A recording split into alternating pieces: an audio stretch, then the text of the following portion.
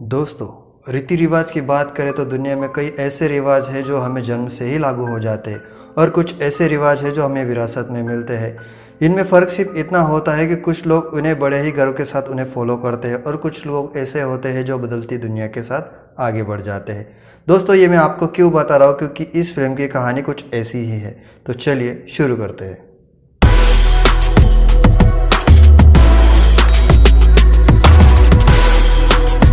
दोस्तों, इस मूवी का नाम है देम दैट फॉलो। इस मूवी के राइटर और डायरेक्टर है ब्राइट वॉल्टन और डैन डेमिसन सैवेज। दोस्तों, मूवी की शुरुआत में हमें दिखाया जाता है एक 20 साल की यंग लड़की जिसका नाम है मारा। ये कहानी मारा की ही है। मारा अपने घर में कुछ काम कर रही होती है और वो अपने सुनहरी यादों में खो जाती है।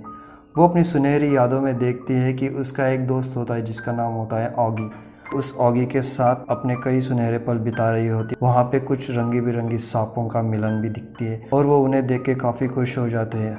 हालांकि ऑगी और मारा दोनों एक दूसरे को चाहते हैं, इसीलिए वो दोनों एक दूसरे के संग काफ़ी सुनहरे पल बिता रहे होते हैं। उसी वक्त ऑगी मारा को प्रपोज कर देता है और मारा अपनी यादों से बाहर आ जाती है और वो सीन वही ख़त्म हो जाता है। हालांकि मारा और उसकी फैमिली काफ़ी बैकवर्ड फैमिली से आते हैं और मारा की एक दोस्त होती है जिसका नाम होता है डिली, और वो काफ़ी रूरल एरिया में रहते हैं, इसीलिए उनको हर चीज़ खरीदने के लिए उन्हें शहर जाना पड़ता है। और उसी दिन मारा और डिले दोनों ही शहर जाने के लिए चले जाते हैं। शहर जाने के बाद उनकी मुलाकात वहाँ के एक शॉप के लिए साथ लेडी से होती है। हालांकि वो शॉप लेडी उन्हें पहचान वाली ही होती है। डिले उस शॉप में से कुछ सामान खरीदते हैं, लेकिन मारा वहाँ से कोई चीज़ नहीं खरीदती, लेकिन वो चुपके से एक पैकेट उठाकर छुपा लेती है और उस शॉप से बाहर आ जाती है। उस शॉप की लेडी उससे कहती है कि शायद तुम्हें घर जाने में देरी होगी और शाम भी काफ़ी होने वाली है, तो तुम बेहतर होगा कि तुम मेरे बेटे के साथ ही घर पे चले जाओ। उस शॉप वाली का बेटा और कोई नहीं बल्कि मारा का ही बॉयफ्रेंड होता है जिसका नाम ऑगी होता है, और वो वहाँ पे पहुँच जाता है। वो मारा और डिली को दोनों को लिफ्ट पे देता है। जैसे ही मारा अपने घर पहुँचती है, सबसे पहले वो उस दुकान से लाए हुए पैकेट को कहीं छुपा देती है। और दूसरी तरफ हमें मारा के पिता को दिखाया जाता है। मारा के पिता एक फादरी होते हैं जो कि सांपों में ज्यादा यकीन रखने वाले होते हैं। उनका मानना ये होता है कि भगवान के द्वारा दिया गया संदेश सांपों के द्वारा दिया जाता है, यानी कि किसी का पाप पुण्य का हिसाब करना हो तो वो सांपों के द्वारा किया जाता है, यानी कि किसी को सजा देनी हो तो वो साफ ही देंगे, या फिर किसी को माफ करना हो तो वो साफ ही करेंगे। उस विलेज के सांप काफी जहरीले होते हैं और वो लोग उन सांपों को मानते हैं, उनकी पूजा करते हैं। और वहाँ की कुछ कम्युनिटीज होती है जो कि सांपों को मानती है और कुछ लोग वहाँ के आधुनिक जैसे कि डॉक्टर्स वगैरह को मानते हैं। लेकिन मारा के पिताजी की वजह से कानून को न मानते हुए वो सिर्फ सांपों को ही मानते हैं और वो उन्हीं की तरह दिए गए जूरीज को, यानी कि उन्हीं की तरह न्याय प्रणाली का फॉलो करते हैं, और वो सांपों के द्वारा काटे गए लोगों को भगवान का एक प्रसाद समझकर ही ग्रहण करते हैं। ये सब एक तरह का अंधविश्वास भी कहा जा सकता है, लेकिन वहाँ के लोग उसी को फॉलो करते हैं। और वहाँ की सरकार इस बात से काफी नाराज होती है क्योंकि वहाँ के सांपों की काटे जाने के लोगों की मौत काफी हो चुकी थी और इसके जिम्मेदार वो लोग उन्हीं संप्रदाय के लोगों को समझते थे। इसीलिए वो बार बार उनके चर्च पर आकर वहां से सांपों को छुड़ा के ले जाते थे। और उस दिन भी कुछ ऐसा ही होता है कि वहां पे पुलिस पहुंच जाती है और वहां से कुछ लोगों को उठाकर ले जाती है। उनमें से एक लड़का ऐसा भी होता है जो जिसे मारा के पिताजी ने मारा के लिए चुना हुआ होता है, और वो उसी रात को सबसे पहले मारा से उसकी मुलाकात कराते हैं और फिर वो उसे मारा को ऑफिशियली प्रपोज करता है। उस लड़के का नाम गैरेट होता है। गैरेट मारा को ऑफिशियली प्रपोज करता है। उसके पिता की जिद के आगे मारा गैरेट को हाँ कर देती है। उसी रात मारा उस दुकान से चुराए हुए उस पैकेट को निकालती है और वो एक प्रेगनेंसी किट होती है। वो अपनी प्रेगनेंसी टेस्ट करती है। हालांकि मारा प्रेग्नेंट होती है। इस बात से मारा काफी परेशान हो जाती है और वो अगली सुबह चर्च के सामने जाके रो रो कर भगवान से माफी मांगती है और वो उसके किए हुए को माफ कर देने के लिए वो भगवान से प्रार्थना कर रही होती है। हालांकि मारा के पेट में जो बच्चा पल रहा होता है वो ऑगी का होता है, क्योंकि मारा ऑगी से काफी प्यार करती है और उसका बच्चा उसी की वजह से होता है। लेकिन अपने पिता की गांव में काफी इज्जत होने के कारण मारा उस बात को राजी रखना चाहती है और उसकी शादी गैरेट से हो रही होती है। इसीलिए मारा काफी परेशानी में आ जाती है और वो सीधा ऑगी से मिलने पहुंच जाती है। ऑगी और मारा दोनों एक दूसरे से मिलते हैं। तब मारा उसे बताती है कि शायद अब हमें ये सब रोक देना चाहिए और इस वजह से आगे जाके हमें काफी परेशानी हो सकती है। और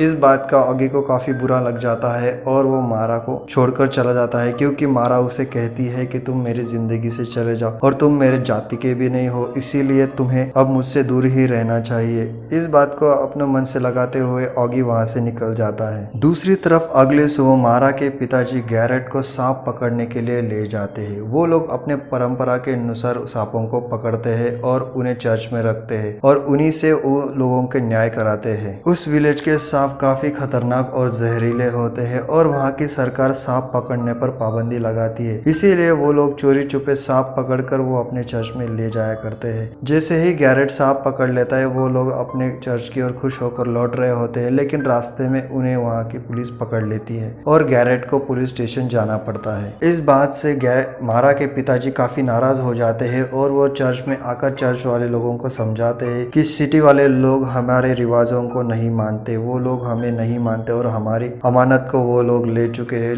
वो लोग सांपों को ही अपनी अमानत और भगवान समझते हैं, इसीलिए वो उस सरकार की इस हरकत से काफी परेशान हो जाते हैं और वो अपने उपदेश देते हैं कि वो सरकार वाले लोग हमारे रिवाजों को नहीं मानते। गैरेट के जेल चले जाने से अब मारा और उसकी फैमिली काफी परेशान हो जाती है और वो लोग मारा की दोस्त यानी डीली को लेने के लिए उसके घर चले जाते हैं। डीली की कहानी कुछ ऐसी होती है कि उसकी माँ कई दिनों से लापता होती है और वो कई दिनों से अकेले रह रही होती है, इसीलिए वो अब उसकी चिंता करते हुए उसे लेने के लिए चले जाते हैं और वो लोग अब मारा के साथ ही डीली को रखते हैं। डीली और मारा साथ रहने की वजह से वो दोनों काफी खुश हो जाते हैं। वो लोग जैसे ही घर पहुंचते हैं वो देखते हैं कि गैरेट को पुलिस वालों ने छोड़ दिया है। इस वजह से उसकी फैमिली काफी खुश हो जाती है, लेकिन मारा काफी नाराज हो जाती है क्योंकि मारा को गैरेट के साथ शादी करनी पड़ेगी, इसलिए मारा नाराज हो जाती है। गैरेट अब मारा से नजदीकियां बढ़ाने की कोशिश करता है, उसे प्यार करने की कोशिश करता है, लेकिन मारा को ये सब पसंद नहीं आता। वो हमेशा योगी की यादों में खोई रहती है और वो उसके रिश्ते से काफी खफा हो चुकी थी। मतलब वो अपने रिवाजों और अपने पिता के दिए हुए आदेशों की वजह से वो अब कुछ नहीं कर सकती थी। उसे हमेशा डर लगा रहता था कि उसका और ऑगी का कभी भी शादी नहीं हो सकेगी और उसके पेट में जो बच्चा पल रहा है उसका भविष्य के बारे में वो काफी सोचने लगती है। इसकी वजह से वो काफी डिप्रेशन में रहने लगती है और एक दिन वो तंग आकर ऑगी से मिलने चले जाती है। जब ऑगी अपने घर के काम कर रहा होता है तब ऑगी उसे बताता है कि मैंने तुमने कहे हुए वादे के मुताबिक ही मैं अब काम कर रहा हूँ, मैं जल्द से जल्द इस शहर को छोड़ के चला जाऊंगा। ऑगी उसे ये सब बता ही रहा होता है, तभी वो उसे बता देती है कि मैं प्रेग्नेंट हूँ। मारा की ये बात सुनकर ऑगी काफी इमोशनल हो जाता है और इस बात से दोनों काफी इमोशनल हो जाते हैं और एक दूसरे को हक करते हैं। उन दोनों को हक करते हुए ऑगी की माँ देख लेती है। ऑगी की माँ वही होती है जो शॉप में काम करने वाली लेडी होती है। वो दोनों मारा को भी पहचानती है, इसीलिए वो उससे डायरेक्ट सवाल करती है कि तुम दोनों एक दूसरे से प्यार करते हो और वो मारा को ऑगी से दूर रहने की सलाह देती है। हालांकि कुछ दिनों बाद ऐसा टेस्ट होता है जहाँ पे मारा को अपनी वर्जिनिटी का एग्जाम देना पड़ता है। उसी को एग्जाम करने के लिए ऑगी की माँ आती है, लेकिन ऑगी की माँ को ये पता चलता है कि मारा प्रेग्नेंट है। इस बात से वो काफी गुस्सा हो जाती है और वो अपने घर चली आती है और अपने बेटे से सवाल करती है कि वो बच्चा तुम्हारा है और ऑगी हाँ कर देता है। इस बात से काफी परेशानियां खड़ी हो जाती है। ऑगी की माँ ऑगी को बताती है कि तुमने जो किया है वो पाप है और इस पाप का प्रायश्चित तुम्हें करना ही होगा और तुम्हें ये शहर छोड़ के जाना पड़ेगा। लेकिन इस अगले दिन उसी गाँव के सभी लोग उसी चर्च में जमा हो जाते हैं जहाँ पे मारा के पिताजी उन्हें सब धर्म के बारे में समझाते हैं और वहाँ पे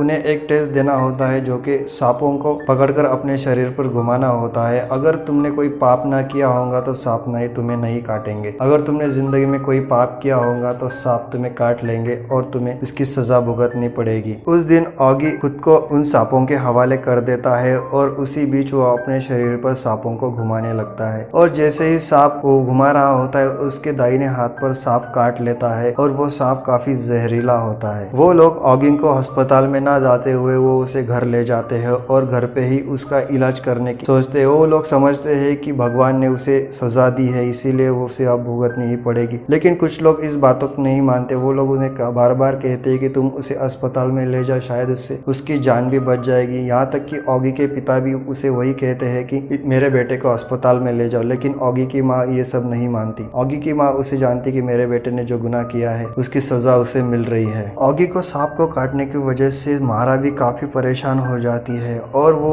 ऑगी को देखने उसके घर चली जाती है। हालांकि मारा का पूरा परिवार अब ऑगी के घर पे ही होता है और वो उसके बचने की दुआ कर रहे होते हैं। लेकिन मारा उसके रूम में चली जाती है और वहाँ पे गैरेट भी होता है। शुरू में तो गैरेट उस बात को कोई इग्नोर कर देता है, लेकिन कुछ देर बाद मारा बाहर ना निकलने के कारण गैरेट उसके रूम में चला जाता है। वो दोनों एक दूसरे को लिपटे हुए होते हैं। इस वजह से गैरेट काफी नाराज हो जाता है और वो मारा पर चिल्लाने लगता है और वो मारा को घर चलने के लिए कहता है। तभी मारा के पिताजी बीच में आ जाते हैं और वो सिचुएशन को संभाल लेते हैं और सबको घर पर लेके आ जाते हैं। उन दोनों को साथ में देखकर गैरेट काफी नाराज हो जाता है और वो शराब भी पीने लग जाता है। उस शराब के नशे में वो सभी को भला बुरा कहने लग जाता है और वह सबसे ज्यादा मारा को ही कहता है। गैरेट मारा से उनके रिश्ते के बारे में पूछने लग जाता है और वो मारा पर जबरदस्ती करने लग जाता है। ये सब देखकर मारा के पिताजी गुस्से में आ जाते हैं और वो बंदूक तान देते हैं और बंदूक तानने की वजह से गैरेट वहां से भाग जाता है। वो उस पर फायर भी करते हैं, लेकिन गैरेट बचकर वहां से भाग जाता है। दूसरी तरफ ऑगी की हालत पूरी तरह खराब हो चुकी थी। अब ऑगी मरने के कगार पर आ गया था।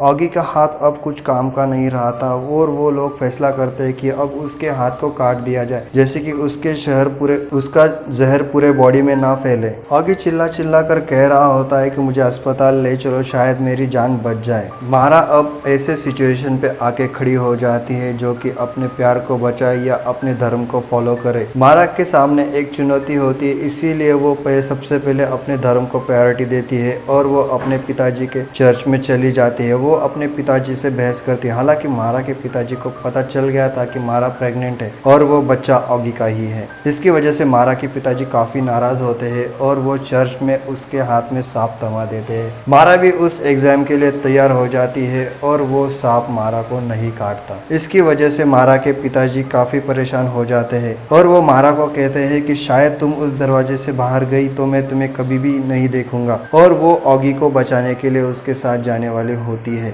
और वो उस दरवाजे को पार करके चली जाती है। इस बात से मारा के पिताजी काफी नाराज हो जाते हैं। मारा अपनी जिंदगी का वो फैसला लेती है जो उसके लिए सही लगता है। मारा ऑगी को बचाने में अपना ज्यादा समय देती है और वो एक कार लेकर ऑगी को साथ लेकर उस शहर से बाहर निकल जाती है और वो अपनी नई जिंदगी बिताने के लिए तैयार हो जाती है। मारा अब पूरी तरह से इंडिपेंडेंट लड़की बन चुकी थी और वो अपने फैसले से काफी खुश थी। ऑगी को गाड़ी में लेकर वो दोनों चलने लगते हैं। इस बात से ऑगी भी काफी खुश हो जाता है। हालांकि ऑगी मरने की हालत में होता है, लेकिन उसके चेहरे पर स्माइल होती है और वो अब अस्पताल जाने वाले होते हैं।